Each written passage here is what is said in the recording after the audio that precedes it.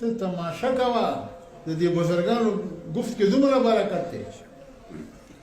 زه یو ځنګل ته لاړم قسم په خدای په هغه ځنګل کې ما ته کوچ کېښود سوچه غوړي کورنۍ چرګې ما دا څنګه چل دی ما چې الحمدلله د تورنګزو حاجي صاحب هغه وظیفه باندې عمل شروع کړی دی وی والله که پوهېږم هلته وګورم مخامخ څنګه کوټانه کې یو نیم سل چرګې پرتې دي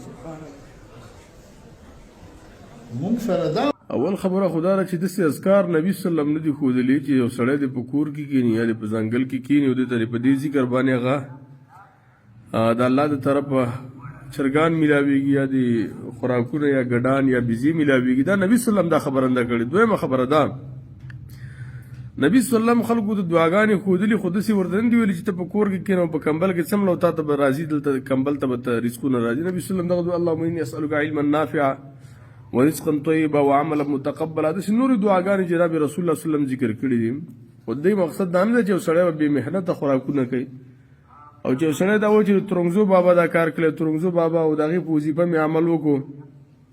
1,500 چرګان او دا راته راولې د سره کلي چرګان دا خو نه ذهن مني نه عقل مني نه شریعت مني نه دین مني نه اسلام مني دا ټول خرافات دي. او الله دې رحم وکړي چې زموږ د علما همیش لپاره همدغه خېټو نه تاویږي چېرته بل طرف ته هم لاړ شي لږ څه زده کړي دا ټول په دیني طریقې سره چې دا خلک بیانې خرافات دي. دین د هغې خلکو نه زده کوي چې هغه صحیح موحدین د قرآن او سنت داعیان دي.